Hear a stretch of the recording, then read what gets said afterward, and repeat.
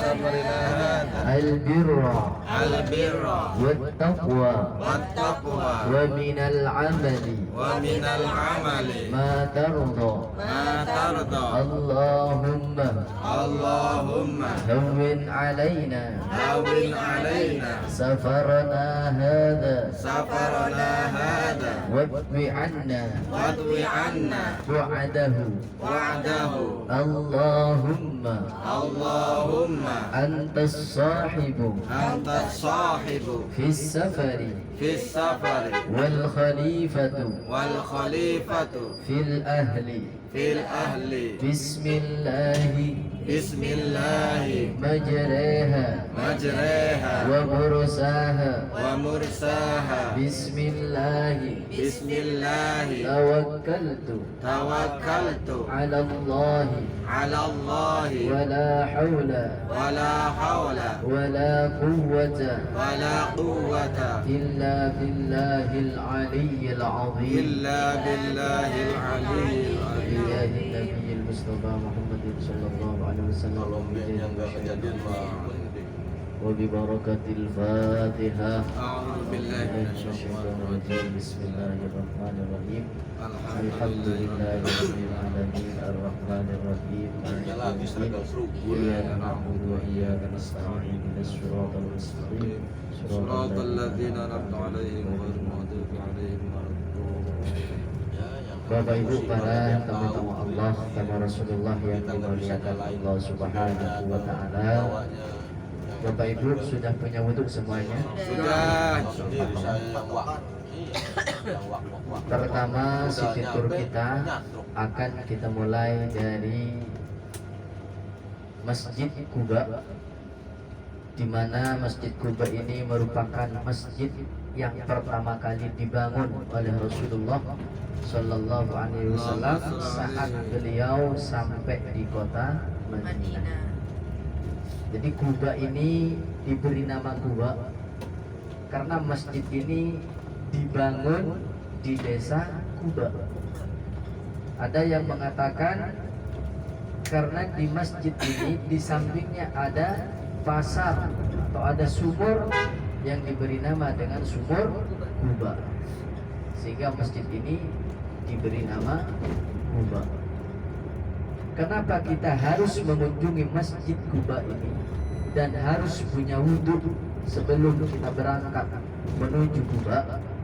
Karena ada hadis Rasulullah Sallallahu Alaihi Wasallam, man tatahhara fi baitihi thumma ata masjid Quba'in fa shalla fihi sholatan kana lahu ka ajri umratin.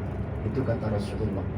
Jadi kata Rasulullah, barang siapa yang bersuci dari rumah, berarti dari hotel, barang siapa yang bersuci dari rumah kemudian datang ke Masjid Quba lalu sholat, maka akan mendapat pahala seperti pahala umrah. Masya Allah, ini luar biasa. Ini kenapa kita ini harus mengunjungi Quba pertama? Karena kita biar mendapat pahala seperti pahala umroh. Kita sudah umroh, sekarang dapat umroh lagi. Masya Allah, ini merupakan nikmat yang sangat luar biasa kepada kita semua, yang harus kita syukuri dengan sebanyak-banyaknya. Amin. Bapak Ibu para tamu-tamu Allah, tamu Rasulullah yang dirahmati Allah Subhanahu wa taala, di depan di sebelah kiri kita itu ada masjidnya yang kubahnya hijau. Itu adalah masjid yang disebut dengan Masjid Al-Bilal, ya. Masjid Bilal. Bapak Ibu kenal Bilal, sahabat Bilal? Kenal. Kapan yang kenalan? Waktu aja. Sudah kenal ya? Kenalan jaga. Di sebelah kiri kita ini Masjid Bilal bin Rabah. Siapakah Bilal bin Rabah? Bilal bin Rabah adalah sahabat Rasulullah Sallallahu Alaihi Wasallam yang dikenal dengan muadzin, yang dikenal dengan muadzinnya Rasulullah, tukang adzannya Rasulullah Sallallahu Alaihi Wasallam. Di mana sahabat Bilal ini, Bapak Ibu, asalnya bukan seorang muadzin, tapi seorang budak. Budak di kota Mekah yang secara diam-diam beliau masuk Islam, ikut agama Rasulullah Sallallahu Alaihi Wasallam, sehingga masuk Islamnya sahabat Bilal ini didengar oleh sayyidnya, oleh majikannya. Akhirnya sahabat Bilal ini disiksa Bapak Ibu mati-matian, dipukul, terus pokoknya disiksa sampai akhirnya siksaan itu didengar oleh Rasulullah Sallallahu Alaihi Wasallam. Sahabat Bilal disiksa, disuruh kembali ke agama asalnya, tapi sahabat Bilal tidak mau. Tapi yang keluar dari lisan beliau hanya sebutan Al-Ahad, Al-Ahad. Terus dipukul hanya keluar Ahad, Ahad, Ahad, yang artinya satu. Allah itu Maha Satu. Nah, hal itu didengar oleh Rasulullah. Kemudian sahabat Abu Bakar radhiyallahu an membeli Bilal bin Rabah ini dan dimerdekakan oleh sahabat Abu Bakar As-Siddiq radhiyallahu an.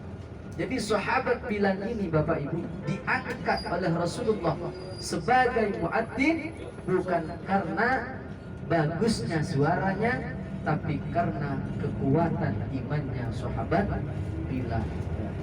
Di samping itu sahabat Bilal ini termasuk orang yang bagus suaranya, sehingga ketika sahabat Bilal ini ada, maka semua penduduk yang ada di kota Madinah akan diam 1000 bahasa tanpa berkata-kata, saking bagusnya suaranya sahabat Bilal bin Rabah.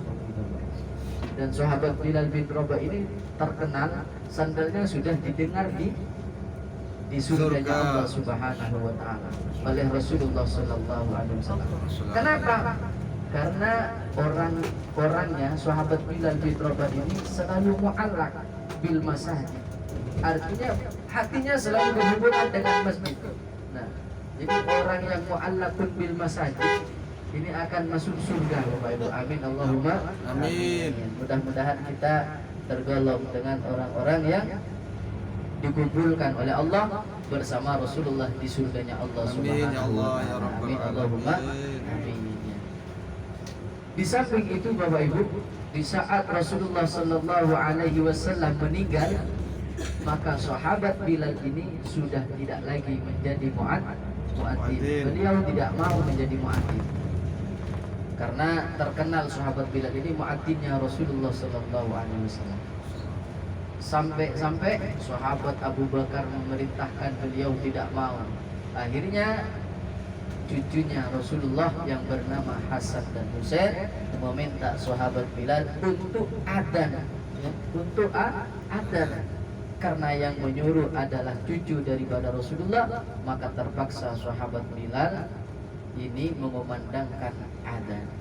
Di saat beliau adzan, Allahu Akbar, Allahu Akbar, terus sampai lafaz asyhadu anna Muhammadar Rasulullah, beliau tidak mampu untuk meneruskan kata Muhammad karena saking rindunya kepada Rasulullah sallallahu alaihi wasallam. Di saat beliau mengumandangkan adzan, penduduk Madinah kaget, disangka Rasulullah hidup. Kenapa? Karena sahabat Bilal ini tidak pernah adzan, langsung adzan, disangkanya Rasulullah hidup. Jadi sahabat Bilal ini masya Allah cintanya kepada Rasulullah sallallahu alaihi wasallam. Jadi Bapak Ibu, para tamu-tamu Allah, tamu Rasulullah yang dirahmati Allah Subhanahu wa taala, semoga kita dicatat sebagai orang yang cinta kepada Rasulullah sallallahu alaihi wasallam. Amin Allahumma amin. Bapak Ibu, para tamu-tamu Allah, tamu Rasulullah yang dirahmati Allah Subhanahu wa taala, kembali ke Kuba. Jadi Kuba ini di samping kita mendapat pahala ibadah umroh, juga kita mengunjungi Kuba adalah ittiba kepada Rasulullah sallallahu alaihi wasallam. Jadi Rasulullah sallallahu alaihi wasallam itu selalu pergi ke Kuba. Kapan Rasulullah pergi ke Kuba? Disebutkan dalam hadis, kana nabiyyu sallallahu alaihi wasallam ata Masjid Quba'in kulla sabtin masyian aw raqiban fasalla fihi rak'atain. Jadi Rasulullah itu tiap hari Sabtu datang ke Kuba, baik pakai kendaraan maupun jalan kaki. Itu Rasulullah. Kemudian apa yang dilakukan di sana Rasulullah? Sholat dua rakaat di situ. Nah, kita menuju ke Masjid Kuba ini adalah ikut Rasulullah Sallallahu Alaihi Wasallam. Karena kalau sudah mengikuti Rasulullah maka kita melakukan as-sunnah. Kalau kita melakukan as-sunnah maka pahala yang kita dapat. Kalau tidak melakukan as-sunnah maka kita tidak apa-apa, tidak dapat dosa. Mumpung kita berada di kota Madinah, di kota Madinatul Nabi, mari kita gali pahala sebanyak-banyaknya, karena kita tujuannya adalah untuk mendapatkan pahala yang sebanyak-banyaknya, baik di kota Mekah maupun di kota Madinah. Ini sangat luar biasa Bapak Ibu ya. Ini tumben di kota Madinah ini hujan dari tadi malam ya. Ini mendung, suasana mendung. Ini udah memasuki musim dingin kota Madinah. Ini kalau sudah musim dingin kota Madinah, duhur itu rasanya seperti musim salju. Jadi Masya Allah ya. November dingin. November akhir Insya Allah sudah mulai dingin. Desember yang paling parah biasanya. Jadi Bapak Ibu, para tamu-tamu Allah, tamu Rasulullah yang dirahmati Allah Subhanahu wa taala, apa saja yang harus kita lakukan di Masjid Quba Bapak Ibu? Kita di sana seperti biasa sholat sunnah tahiyatul masjid, kemudian sholat sunnah duha, yang masih belum sholat sunnah duha, sholat sunnah duha. Sholat sunnah duha ini bisa 2 rakaat, 4 rakaat, 8 rakaat, 12 rakaat, terserah. Jadi kalau Bapak Ibu mau melakukan sholat duha 12 rakaat, tetap saya tunggu. Tapi saya tunggu di hotel. Tunggunya di hotel. Jadi kita ngerjakan sholat sunnah duha yang biasa ya, karena masih kita banyak tempat-tempat yang harus kita kunjungi. Jadi sholat sunnah duha, sholat sunnah taubat, sholat sunnah hajat kita laksanakan di Masjid Quba. Doanya apa? Hafal semuanya doa duha? Tidak hafal Ustaz. Kalau gak hafal Bapak Ibu, dalam doa itu intinya di dalam berdoa kepada Allah Subhanahu wa taala itu ada pujian dan ada sholawat kepada Rasulullah Sallallahu Alaihi Wasallam. Gimana caranya? Jadi setelah sholat Bapak Ibu mau doa Bismillahirrahmanirrahim, Alhamdulillahirabbil alamin, itu sudah ada pujian kepada Allah.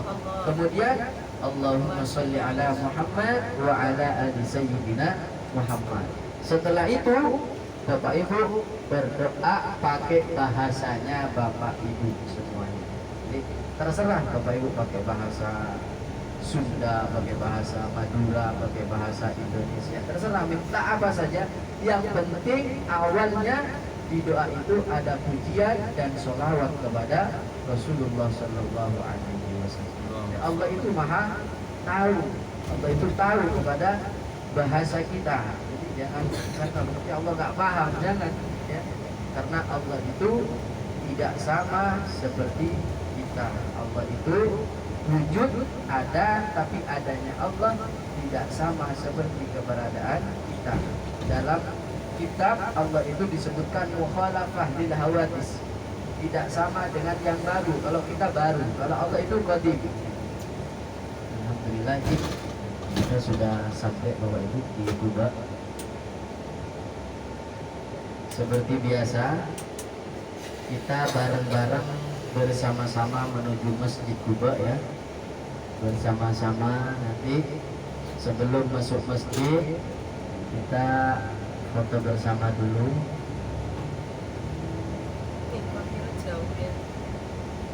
Ya, sekarang parkir ini sudah masuk parkir, ada parkiran khusus.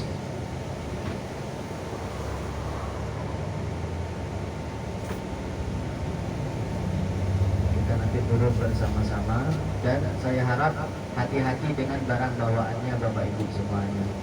Dompet, tas, jangan sampai kebuka